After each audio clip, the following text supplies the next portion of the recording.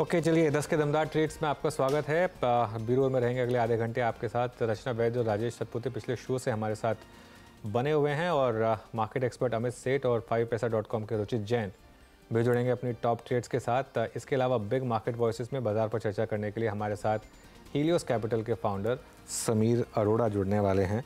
उनसे होगी एक खास बातचीत, लेकिन इससे पहले एक बार ज़रा मार्केट का रुख करते हैं। मार्केट आज भी निफ्टी ने फ्रेश ऑल टाइम हाई लगाया। हालांकि bank Nifty all time high से थोड़ा दूर रह गया, लेकिन निफ्टी ऑल टाइम हाई पर। और आज मार्केट के लिए सबसे बड़ा सपोर्ट रहा रिलायंस ने एक सिंगल हैंडेडली निफ्टी को डे हाई पर लेके जाने में मदद की। करीब 1.5% का मूव इस समय रिलायंस में। जहाँ तक एफएनओ स्टॉक्स की बात है, वहाँ पर वोल्टास, इन्फो एज और गोदरेज ग्रुप के गोदरेज कंज्यूमर और गोदरेज प्रॉपर्टीज़ में अच्छे मूव्स। वीरो जी हाँ, तो ये अब तक की अगर आप देखें तो बाजार की छोटी सी समरी थी और Nifty at all time high. अब एक काम करते हैं, यहाँ पे कॉल से शुरू करते हैं। रचना वैद्य, राजेश सतपुते पिछले कार्यक्रम से, और अमित सेठ, रुचित जैन फ्रेश पर्सपेक्टिव लेकर। आप सभी का कार्यक्रम में एक बार फिर से स्वागत है। अमित जी, आपके दो ट्रेड्स इस वक्त के। जी good morning Viren ji, good morning Anu ji, and good morning everybody on the panel. Viren ji, मेरा पहला ट्रेड रहेगा डीएलएफ। रैशनल ये है कि रियलिटी स्टॉक्स में काफी स्ट्रेंथ देख रहे हैं, और डीएलएफ अभी भी हमें एक ऐसे पॉइंट पे मिल रहा है जो कि 10 और 20 डेमा से स्टॉक राइज कर रहा है। एक अच्छे पुल बैक पॉइंट पे मिल रहा है। सपोर्ट इसका काफी स्ट्रॉन्ग है, लगभग 880 900 के आसपास। तो रिस्क रिवॉर्ड फेवरेबल है डीएलएफ में, तो इसीलिए यहाँ पे बाय कॉल है। बुलिश कैंडल अबव 10 डेमा और मोमेंटम इंडिकेटर्स पॉजिटिव है। लगभग 915 का प्राइस है, 900 का स्टॉप लॉस रहेगा और टारगेट्स रहेंगे 945 रुपए के। सेकंड स्टॉक जो मुझे पसंद आ रहा है, that is from the FMCG sector. FMCG sector से मुझे आईटीसी काफी पसंद आ रहा है। आईटीसी ने एक अच्छा खासा कंसोलिडेशन किया 420 430 लेवल के ऊपर, और इनफैक्ट सारे इसके मूविंग एवरेजेस 220 10 इसी जगह पे कंप्रेस्ड हैं। लॉन्ग टर्म और शॉर्ट टर्म मूविंग एवरेजेस एक अच्छा सपोर्ट जोन है, और यहाँ से कंसोलिडेशन करके स्टॉक ऊपर जा रहा है। तो छोटा सा स्टॉप लॉस 424 रुपए का रखेंगे, एंड 442 के टारगेट्स रहेंगे आईटीसी में। ओके चलिए, तो ये समय अमित जी के picks. Ruchit, good morning. Ruchit, आपके पिक्स क्या रहेंगे? Very good morning Anand ji, very good morning to everyone. दो स्टॉक्स है खरीदारी साइड। सबसे पहले तो गोदरेज कंज्यूमर में यहाँ पे खरीदारी की सलाह है। सो आइडियली अगर देखिए तो एक अच्छा कंसोलिडेशन जो हुआ है पिछले एक महीने में, वो पूरा कंसोलिडेशन उसके 100 डेमा के ऊपर हुआ है।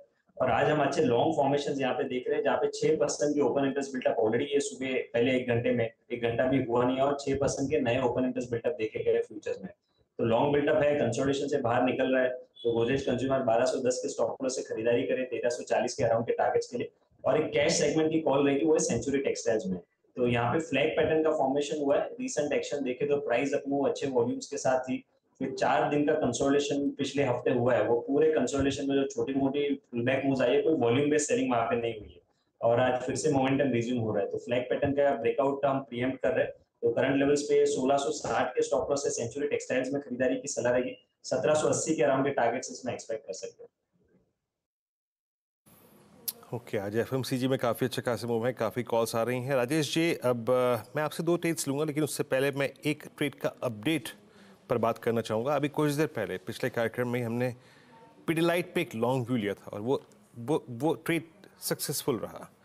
3022 डे हाई की ट्रेजेक्ट्री में, और अब ये अपनी पिछली 4 दिन की यानी 3 अप्रैल की कैंडल को भी ओवरटेक करता हुआ। आपका पहले इस पर अपडेट, और उसके बाद आपके दो ट्रेड्स। वीरेंद्र जी, देखिए, मुझे लगता है कि वो ट्रेड सही बैठा, और जिस तरह से हम सोच रहे हैं ये 3060 3080 तक जाएगा, मुझे अभी भी लगता है ये जाएगा। तो यहाँ पे जो अगर किसी ने पोजीशन लिए तो बने रहे। स्टॉप लॉस जो रहेगा वो रहेगा 3000 का। तो वो जो पूरा ट्रेड का जो सेटअप है अभी भी इंटैक्ट है। देखिए, मेरा जो फ्रेश कॉल रहेगा वो रहेगा एमएनएम पे। जिस तरह से ब्रेकआउट आ रहा है, मुझे लगता है वीरेंद्र जी आज ये 2100 के पार चला जाएगा। 2048 पे ये खड़ा है। 2020 का स्टॉप लॉस मेंटेन करे और लॉन्ग करे एमएनएम। सेकंड बाय कॉल रहेगा एसबीआई लाइफ पे। मुझे in particularly SBI life, HDFC life दोनों का स्ट्रक्चर अच्छा लगता है, लेकिन अगर एक चुनना है देन एसबीआई लाइफ, जिसका टारगेट होगा 1530। वो निकल गया तो 1550 तक की जगह बनेगी। 1500 के ऊपर सस्टेन कर रहा है तो यहाँ पे शॉर्ट स्क्वीज होना चाहिए। स्टॉप लॉस रहेगा 1488 का। ओके चलिए, अब कुछ देर में समीर अरोड़ा को भी जोड़ेंगे हमारे साथ। एक दो कॉल और ले लेते हैं, एक रचना जी की। रचना जी, बताइए आपकी इस समय के पिक्स। जी, मेरी इस समय की पिक में एक रहेगा भारती एयरटेल, जिसको मैं रिपीट करना चाहूंगी। यहाँ पे स्ट्रेंथ इंप्रूव होती हुई और भी दिख रही है। 1200 पे है now this counter on futures. तो यहाँ पे अगर 1190 का एसएल लगाया जाए तो ऊपर वाली साइड पे 1210 और 1220 के टारगेट्स बनते हुए नजर आने चाहिए हमें आज के दिन में। और दूसरा जो कॉल रहेगा मेरा, that will be on the short side, which is IRCTC. IRCTC में आज थोड़ा करेक्टिव मूड है और अच्छा खासा रेजिस्टेंस के नीचे है प्राइस। तो 1006 पे है फ्यूचर्स। यहाँ पे अगर 1015 का एसएल लगाया जाए तो डाउन साइड पे यहाँ पे हमें 990 एंड 980 के टारगेट्स आते हुए दिख सकते हैं। So IRCTC short and Bharti Airtel long. Okay, चलिए तो ये समय के ट्रेड्स। लेकिन अब नए शिखर पर मार्केट। तो इस मौके पर हमारे साथ जुड़ गए हैं एक बहुत ही खास मेहमान, हीलियोस कैपिटल के फाउंडर समीर अरोड़ा, जिनके पास इन्वेस्टिंग में 3 दशक का अनुभव है। 1993 से 1998 के बीच अलायंस म्यूचुअल फंड के सीईओ रह चुके हैं। 2005 में इन्होंने हीलियोस कैपिटल की स्थापना की थी और लास्ट ईयर इन्होंने ऑब्वियसली यहाँ हीलियोस म्यूचुअल फंड भी लॉन्च किया। आइए उनसे समझते हैं कि क्योंकि उनके पास एफआई डीआई दोनों एंगल्स हैं कि किस तरीके से मार्केट इस समय रहने वाला है। Sameer ji, good morning. Good morning. All time high market में एक बार फिर, और ये ऑलमोस्ट एक ट्रेंड रहा है पिछले कई महीनों से कि करेक्शंस काफ़ी शैलो रही हैं और काफ़ी शॉर्ट लिव्ड रही हैं। क्या ये ट्रेंड ऐसे ही कंटिन्यू करेगा आपके हिसाब से? तो एक्चुअली जब मार्केट पहली बार ऑल टाइम हाई पहुंचती है तो नॉर्मली कई महीनों तक चल सकती है, बिकॉज एकदम जाके तो रुक नहीं सकती। तो एवरी टाइम वो पिछले पॉइंट को क्रॉस करेगी तो लगेगा कि एक नया रिकॉर्ड हो गया है। बट वैसे अगर आप देखें कि 2 साल में क्या रिटर्न, 1 साल में क्या रिटर्न है, 5 साल में क्या रिटर्न है, तो वो मोटा माटी उसी रेंज में है जिसमें जिंदगी भर रहे हैं। इसलिए कोई इसमें नेगेटिव होने की जरूरत नहीं है, पर्टिकुलरली बिकॉज सारा वर्ल्ड भी ठीक कर रहा है। या तो हो कि खाली इंडिया अच्छा कर रहा है बहुत ज्यादा, तो हमें लगे कि ये इंडिया क्यों उतना स्टैंड आउट कर रहा है। Basically world is doing well, we are doing well. हमारे अपने इवेंट्स हैं जो मोस्टली मार्केट के लिए पॉजिटिव हैं, जैसे बजट वगैरह रिलेटेड टू इलेक्शन। तो इसलिए कोई अभी तो कंटिन्यू ही करेगा मेरे हिसाब से।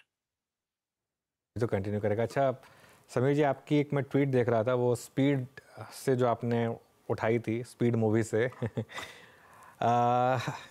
मार्केट टू एफआईआईज, जो आप एमएससीआई की कह रहे हैं कि interested in the bank and in analysing the EDC of MSCI.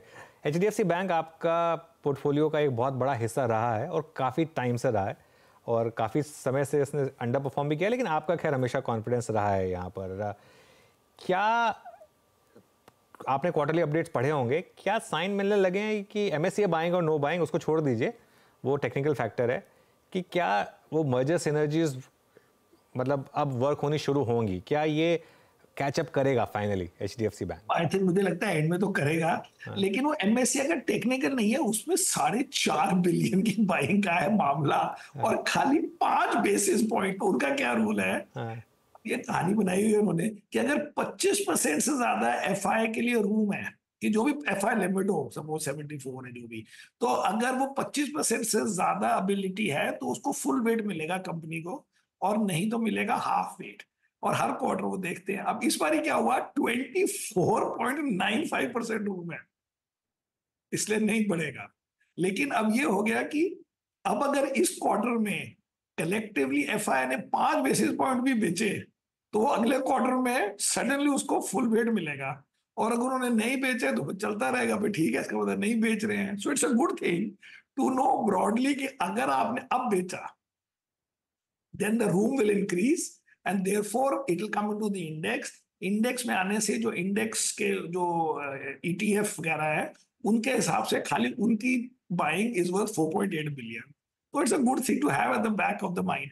And company का क्या है कि मैं यही लोगों को बार बार बोल रहा हूँ जो अपने टीम के, और अगर कोई क्लाइंट हमसे पूछता है कि अगर दोनों बिजनेस अलग अलग देखे जाए, एचडीएफसी और एचडीएफसी बैंक का सॉरी बिजनेस और जो एचडीएफसी है वो सेपरेटली ठीक चल रहे हैं। अब वो कंबाइन होने से लगता है कि अरे जी मार्जिन कम हो गई, तो उसका सोल्यूशन तो टाइम से होगा। लेकिन ये नहीं है कि लास्ट 6 महीने या 12 महीने में आपने एक बिजनेस को डिस्ट्रॉय कर दिया है जिसके लिए कंबाइंड मार्केट कैप कम हो गई है। इट इज बिकॉज मार्केट कहती है कंबाइंड नंबर बड़े कम लग रहे हैं, लेकिन वो दोनों बिजनेस अपने अपने चलते थे। एंड उसमें जो भी इंप्रूवमेंट हुई है वो सिनर्जी होएगी। एक तो replacement of bonds with CASA, and second जो कोई क्रॉस सेलिंग होगी वो से, लेकिन वो इतनी डिटेल अभी इसमें नहीं थी टू बी एबल टू से इट। बट उसमें नेगेटिव क्या हो सकता है, वो दोनों बिजनेस चल रहे हैं अलग अलग तरीके से, इट इज जस्ट कि अब हम उसको कंबाइंड देखते हैं तो बुरा लग रहा था लोगों को। वो जब 4 महीने 3 महीने 2 महीने अगर स्टॉक चलेगा तो लोग कहेंगे बड़ा अच्छा है। ओके बिल्कुल। खैर अब देखते हैं किस तरीके के अपडेट्स आते हैं यहाँ पर। समीर जी, एक स्पेस जहाँ आपने बहुत पैसा बनाया था पिछले साल वो था ऑयल मार्केटिंग कंपनीज, और वहाँ पर एक मैसिव रैली को आपने पूरा प्ले किया। अभी जो 2 रुपये का प्राइस कट हुआ और इलेक्शन आए, बाई चांस क्रूड भी बढ़ गया, क्या वापस री एंट्री मिल रही है? क्या वापस वही सेम स्टोरी प्ले आउट होगी? क्योंकि जो स्टॉक आपके पास हो उसके लिए you are not suppose to say too much, but मैं बिग पिक्चर बात करता हूँ। तो बिग पिक्चर में मेरा बेट ये है कि अब वो मेरे पास है कम वैसे, but still I just say what I feel. मुझे लगता है कि आपको इनमें से एक company which is mostly BPCL को प्राइवेटाइज करेंगे, कोशिश की जाएगी। व्हाई? बिकॉज इसी गवर्नमेंट ने इसी टेन्योर में इसी टर्म में 2 साल पहले बीपीसीएल को प्राइवेटाइज करने की कोशिश की एंड बिडर्स वर कॉल्ड, और वो नहीं हुआ। वो क्यों नहीं हुआ, चलो जो भी रीजन हो, लेकिन वन रीजन कुड बी कि उस वक्त ऑयल एंड गैस के अगेंस्ट नेगेटिव व्यू था वर्ल्ड का, because of negative view on ESG and commodities and oil and all that. उसके बाद जब यूक्रेन वॉर वगैरह हुई उसके बाद सब भूल भाल गए ESG की कहानी को। So if you recently tried it, अगर कोई भी आपने अटेम्प्ट किया तो आप उसको वापस डालोगे, उसको कभी गवर्नमेंट को कोई रेजिस्टेंस नहीं मिली, कोई पब्लिक ने ऑब्जेक्ट नहीं किया। उधर से मिस्टर मोदी कहते हैं कि एक ट्रांसफॉर्मेशनल बजट होगा, तो मैं सोचता हूँ सपने में कि ट्रांसफॉर्मेशनल बजट का मतलब है कि आप 2-3 चीजें करोगे नई नई, कोई लेबर पॉलिसी, कोई लैंड पॉलिसी, कोई रियल एस्टेट मोनेटाइजेशन, कोई पीएसयू सेलिंग। अगर वो सब होगा तो उसमें मैं अभी के लिए ये एक और मैंने सपना लिया हुआ है। बट अदरवाइज द फैक्ट कि 2 रुपए प्राइस खाली कम की, इसका मतलब है कि कोई बड़ा पॉलिटिकल नहीं है, क्योंकि आई डोंट थिंक कि किसी को ये लगेगा कि 2 रुपए प्राइस कम हो गई है तो इसके लिए आप ज्यादा वोट देंगे या कम वोट देंगे। That means it was may be genuinely fair to have done it and it was done. उसको इतना नेगेटिव लेने की जरूरत नहीं थी, बिकॉज वो अमाउंट एब्सोल्यूट में इतना कम था कि कोई भी नहीं कह सकता कि ये पॉलिटिकली इससे बड़ा फायदा होगा कि 2 रुपए प्राइस कट हो गई। In fact it showed may be कि political interference कम हो गई है, and that could be one more support for some sale one day, because you can say to the prospective buyer कि देखिए जी हमने इंटरवीन नहीं किया इवन इन इलेक्शन टाइम। लेकिन प्लीज सोचिए, सब मेरे सपने हैं जो मैं घर बैठ के सोचता हूँ। अच्छा, क्योंकि अभी ओएमसी पे बात हुई समीर जी, और एकदम से क्रूड जहन में आया तो मेरे को जहन में आ गया आपका पेंट कंपनियों का previous view, short on Asian paints. अभी इस प्राइस पर आप लोगों ने कोई कवर किया है शॉर्ट, या फिर मतलब आपका वो एशियन पेंट्स का शॉर्ट बहुत तर्कसंगत और बहुत रीजनेबल रहा, मतलब वर्स्ट प्राइस परफॉर्मर रहा ये? नहीं, वो रहता है। आपका व्यू अब इन कंपनियों पे क्या है सर? अब हम कहते हैं चलते रहो, अब देखी जाएगी, अब आगे जाके देखते हैं। अभी शुरू तो करें, गेम तो अभी शुरू है, अभी देखिए 1 साल का गेम है। अब उसको आप कितना जल्दी वो करेंगे, डिस्काउंट करेंगे, मुझे लगता है कि ये सब चीजों में पता नहीं लगता है। बिकॉज अगर वो पहले राउंड में मार्केट शेयर नहीं मिला तो और अग्रेसिव हो जाएंगे, क्योंकि उन्होंने भी अब 10,000 करोड़ की कमिटमेंट की है, जिसमें गॉड नोस कितने हजार करोड़ ऑलरेडी लगा चुके हैं। तो आप एक राउंड में 1 मिनट में आपको एंड गेम समझ नहीं आएगा। या तो उनको मार्केट शेयर मिल जाएगा विच विल बी नेगेटिव, या उनको नहीं मिलेगा नए वालों को, और नहीं मिलेगा तो वो और अग्रेशन दिखाएंगे। बिकॉज अब बीच में क्या कर सकते हैं, आपने आधे पैसे लगा दिए, अब वो हाँ ये चला नहीं, छोड़ो कुछ और करते हैं, ऐसे नहीं हो सकता ना game. This game has to go on. Once you are in it you have to fight properly. So either you win not a lot but you have to win enough कि भाई हमारा जस्टिफाई हो गया, या अगर आपका accept नहीं हुआ तो फिर आप और चीजें करेंगे। पहले मिनट में, पहले महीने में, पहले क्वार्टर में तो नहीं घर जाएंगे, इसलिए कोई जल्दी क्या है। अभी जल्दी नहीं है, अभी शॉर्ट रहेंगे यहाँ पे। अच्छा, कमोडिटीज में ही रहे समीर जी, अगर तो यहाँ पे केमिकल्स 3 क्वार्टर के हमने अर्निंग्स देख ही लिए, आई मीन डिजास्टर्स अर्निंग रही, प्राइस डिमांड सभी आप देख रहे हैं। बट आप लोगों का सेंस क्या कह रहा है अभी यहाँ पर कमोडिटीज में, मतलब केमिकल्स में आपने क्या किया था सर पिछले 4 महीने में? कुछ नहीं किया जी, आराम पहली बात यह है कि 100 रुपए टोटल होते हैं हमारे पास। ये भी नहीं है कि 100 के 125 कर दे, 100 रुपए कभी इधर डालने के उधर डालने हैं। तो 100% में आप कितनी चीजें करेंगे, बट बिग पिक्चर मैं आपको खाली बिग पिक्चर बताता हूँ, स्मॉल पिक्चर हमारे बॉम्बे वाले बताएंगे। बिग पिक्चर की मुंबई वाले बिग पिक्चर ये है कि आपने ये अज्यूम किया कि चाइना जो है विलिंगली अपनी स्पेस लोगों को दे रहा है, because China is moving up the value chain, China is moving up कि भाई अब हमें पोल्यूशन नहीं करनी है, हमें क्लीन एयर चाहिए, तो इसलिए ये सब फिल इन द गैप आ गए। अब अदरवाइज कमोडिटीज मोस्टली। सो अब चाइना वाला आपके हिसाब से अब उसकी अपनी ग्रोथ हो रही है 4%, वो भूल नहीं जाएगा ये सब बातें। अभी Yellen has gone to China, वो क्या कहने गई है कि जी मैन्युफैक्चरिंग का कुछ कीजिए बिकॉज आप वर्ल्ड वाइड डंपिंग कर रहे हैं। अब हमारे इंडिया वाले ये सब चीजों में कह सकते हैं हमारे को तो प्रोटेक्शन मिल जाएगी, हमें तो ड्यूटी लग जाएगी, ये हो जाएगा, लेकिन ऐसी चीजों को मल्टीपल कोई नहीं देता था मार्केट में पुराने जमाने। आजकल क्या है, क्योंकि नए इन्वेस्टर आए हैं, नए रिटेलर आए हैं जो बेचारे 2-3 साल से मार्केट में हैं, उनको कोई मतलब नहीं है कि वो सस्टेनेबल अर्निंग है कि अनसस्टेनेबल अर्निंग है। अगर एक क्वार्टर में अर्निंग होती है 10-20% बढ़ा देते हैं स्टॉक को, एक क्वार्टर में गिरता है उसको 10% गिरा देते हैं। ये लाइफ लॉन्ग 250 साल से वर्ल्ड चल रही है स्टॉक मार्केट की, 100 कंट्रीज में चल रही है, आज तक ऐसे कभी नहीं हुआ जैसे हमारे यहाँ होने लग गया है कि आपको फर्क ही नहीं पड़ता कि अगले क्वार्टर में क्या होगा। तो मुझे लगता है कि ये सब कुछ नहीं चेंज होता जैसा आप हिलाते हैं स्टॉक को, रिजल्ट देख देख के कोई वैल्यू नहीं। ओके अच्छा समीर जी, वो फिलोसॉफिकल क्वेश्चन का आंसर क्या होगा? अगर वो कोई एक एमएनसी अगर रॉयल्टी ले तो वो बैड कॉर्पोरेट गवर्नेंस है या सच इज लाइफ? ये है जी कि इन कंपनियों को लोग बड़े हाई कॉर्पोरेट गवर्नेंस गिनते हैं। हाँ, मैं ये पॉइंट कहना चाहता था। हाँ, कि आगे लेक्चर देते हैं कि हम हाई कॉर्पोरेट गवर्नेंस, मैं हमेशा बोलता हूँ कि कॉर्पोरेट गवर्नेंस में गुड को छोड़ो, बैड नहीं होनी चाहिए। और बैड का मतलब होता है रियली बैड, बिकॉज 80-90% है वो ठीक है corporate governance, which is okay. ये कहना कि गुड कॉर्पोरेट गवर्नेंस है ऐसे कोई घर से आके आपको दे रहा है कुछ। अगर जैसे कोई अगर एम्प्लॉई चोरी करे तो हम कहते हैं बुरा एम्प्लॉई है, अगर चोरी ना करे तो ना कहते हैं किसी को देखो जी हमारा एम्प्लॉय चोरी नहीं करता। लेकिन कंपनियों में कॉर्पोरेट गवर्नेंस कहते हैं देखो जी he does not do all these things, कितना great guy. No, he is not a great guy, he is supposed to not do all these things, but if he does once in a while, as I said, part of real life kind of issue है। नहीं, specially ऐसी कंपनियां जैसे पहले liver के मामले में भी हुआ था, अब नेस्ले में हुआ, जहां पर खुद इंडियन कंपनीज एक्चुअली मतलब ऐसा नहीं है कि कोई आपके उस ब्रांड से कोई बहुत ज़्यादा इम्पैक्ट पड़ रहा है। इनफैक्ट कई लोग तो कहेंगे कि शायद जैसे आई मीन यहाँ पर ऑब्वियसली केस दूसरा है, लेकिन हिंदुस्तान लीवर के केस में तो बहुत लोग कहते हैं कि शायद उल्टा बैकवर्ड रॉयल्टी मिलनी चाहिए क्योंकि हिंदुस्तान का नाम यूज हो रहा है। एक तो रॉयल्टी मिलनी चाहिए कि सारे जो उनके सीनियर मैनेजमेंट है वो इंडिया से ट्रेन हुए, तो एम्प्लॉय ट्रेनिंग की रॉयल्टी दो हमारे को कि सारे इंडिया में आपने उनको टफन किया, उनको भगाया दौड़ाया, वो सारे बड़े होके लीवर्स के टॉप मैनेजमेंट बन गए, वो सब इंडिया से हायर हुए थे, तो इंडिया को रॉयल्टी मिलनी चाहिए इस बात की कि इतनी रिक्रूटमेंट बढ़िया करते हैं हमारे इंडिया कंपनी वाले। बिल्कुल।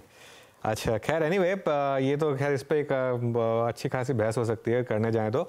अच्छा समीर जी, एक स्पेस जहां आपने बहुत पैसा बनाया वो है होटल्स, और पिछले 3 साल में हमारी मतलब 3-4 साल में आंखों के सामने ताज ग्रुप ने इतनी नई प्रॉपर्टीज़ बना डाली है। वो जिंजर खुल गया, उससे पहले वो ताज सेंटा क्रूज खुल गया था, और सबके सब हाउस मतलब बिल्कुल फुल रहती हैं।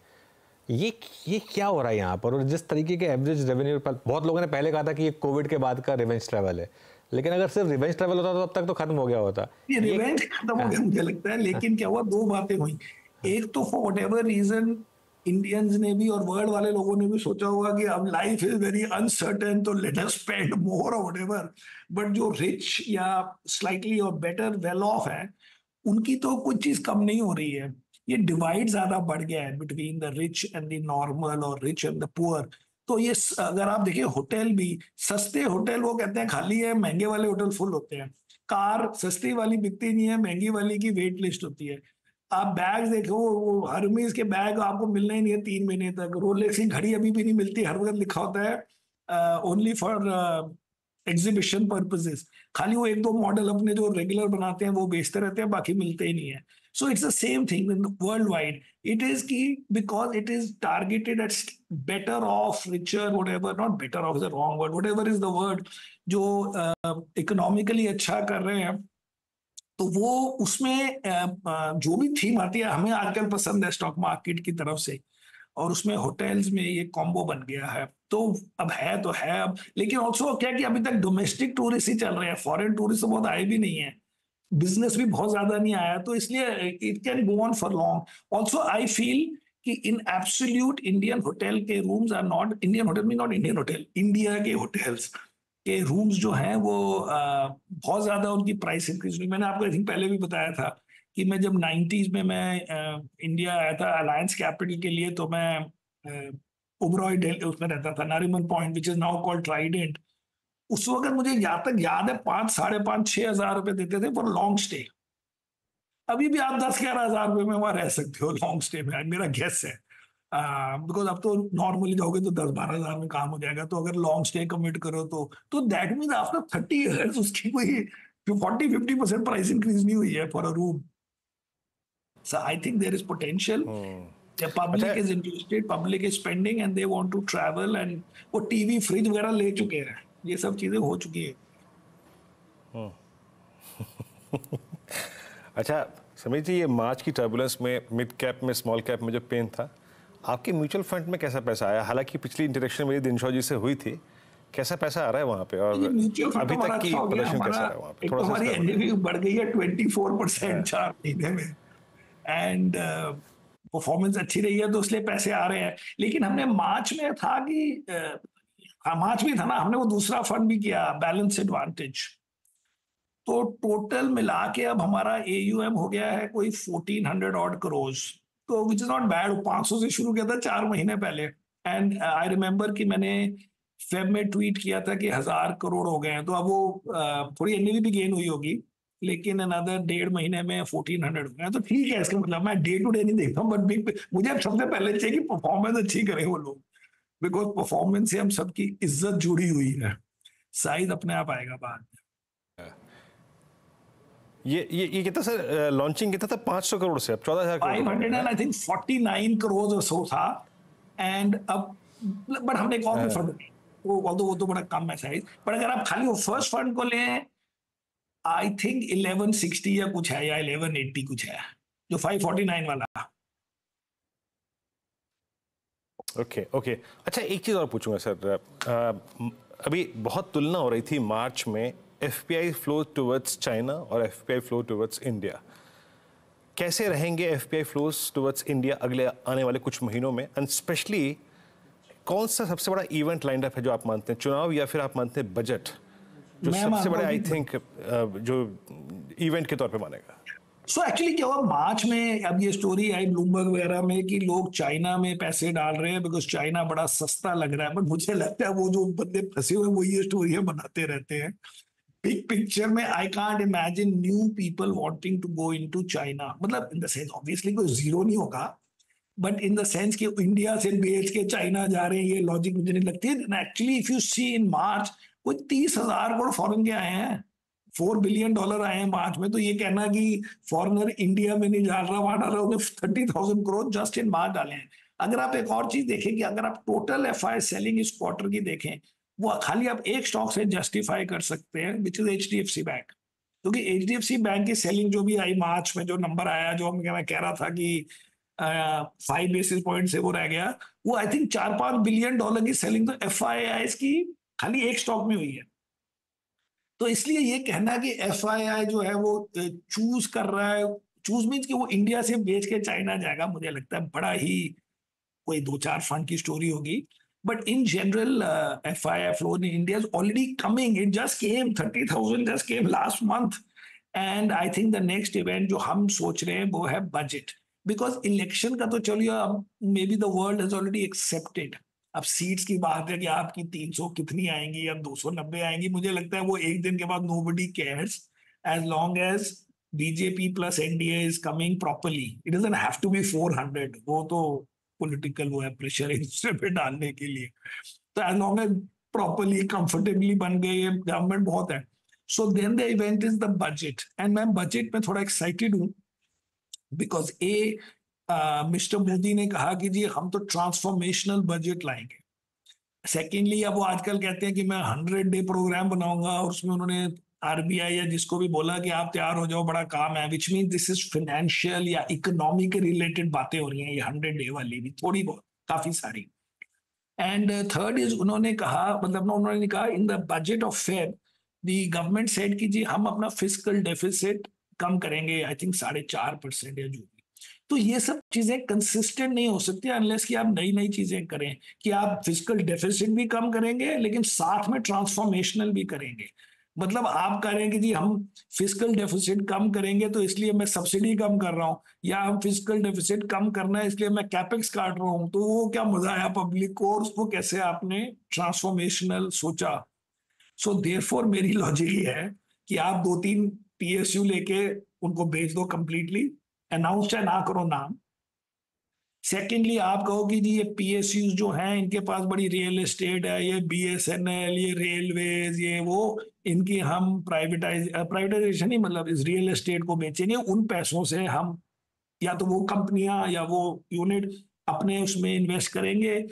और इसमें टाइम बहुत लगेगा, 3 साल, 2 साल, 5 साल, 4 साल, बट आपको ये सब बोलने से next round of big picture story समझ आएगी कि कहाँ इंडिया जा रहा है. वरना इंडिया की स्टोरी तो 1-2 साल जो डे टू डे हो रहा है उसी से ग्रो होगी, लेकिन ये बजट वगैरह में अब आपको बड़ी बात करनी है उसकी अगली कहानी के लिए. So that is what I think budget will be big, because वो बार बार अपने आप ही बोल रहे हैं, तो हम क्यों ऑब्जेक्ट करें इस बात को, या क्यों हम उसको डाउट करें. ओके, बड़ा मजा आया समीर जी आपसे बात करके. अच्छा, कोई latest book recommendation? Latest book recommendation जी, मैं आजकल ये पढ़ रहा हूँ, मैं तो ऑफिस में आफ्टरनून अगर एनए भी ठीक हो तो पढ़ लेता हूँ, आजकल तो मैं ये पढ़ रहा हूँ, बट ये मैं रिकमेंड नहीं कर रहा क्योंकि मैंने आप ही थोड़ी सी पढ़ी है, यू कैन सी है. अच्छा, आई नहीं रिमेंबर. वो क्या होता है, अगर बड़ी अच्छी होगी तो मैं ट्वीट कर दूंगा, अगर नहीं अच्छी होगी तो फिर मैं आपको बताता नहीं हूँ, आप सबका टाइम बचाने के लिए. क्या है बुक वैसे, है किस बारे में? About how to remember, why to remember, improve your memory as we grow old, we have to. बिल्कुल जरूरत पड़ेगी इसकी खैर कुछ सालों में. तो वो कहते हैं व्हाई वी रिमेंबर नहीं, मतलब लोग कहते हैं ना कि फॉरगेट क्यों हो गया, वाह ये भूल क्यों गया मैं. वो कहते हैं आपको लॉजिक ये पूछनी है कि आपको याद क्यों रहा, क्योंकि इतनी ज्यादा इंफॉर्मेशन आ रही है कि आपको ब्रेन को does not have to remember so much, other brain पागल हो जाएगा. So you have to do some strategies कि आप ज्यादा वो करें. एनीवेज, नहीं बिल्कुल शुक्रिया समीर जी. और वीरू, समीर जी वैसे हर साल मेरे को 2 बुक्स गिफ्ट कर दें, तो मेरा भी एक. वैसे आपको पता नहीं है कि आपकी कोई ले गया लगता है. अच्छा. नहीं समीर जी की बुक्स आ जाती हैं यहाँ पर. हाँ, मेरे पास भी दिल्ली मिल जाती है, मेरे को 5-6 मिल चुकी है. हाँ, तो वो काफी मतलब काफी एक पड़ी थी पर ये शायद उसमें ना हो, मुझे लग नहीं रहा कि ये बुक जो है पूरे साल. नहीं कोई नहीं, आप खैर आ जाएगी आपकी बुक. चलिए, बहुत बहुत शुक्रिया समीर जी जुड़ने के लिए हमारे साथ, and thank you so much. तो चलिए, ये एक डिस्कशन समीर जी के साथ, इस शो को यहाँ समेटेंगे. ऑल टाइम हाई पर निफ्टी, और आपके सवाल होंगे. नीरज जी आ गए हैं स्टूडियो में ट्रेडर्स हॉटलाइन लेकर. Neeraj ji, good morning, over to you. Good morning Anuj. और तो बड़ी शानदार तेजी है, चल रही है तेजी का मार्केट है, तो कुछ करना नहीं है इस मार्केट में, कुछ करने की जरूरत नहीं है, बैठे रहो बस.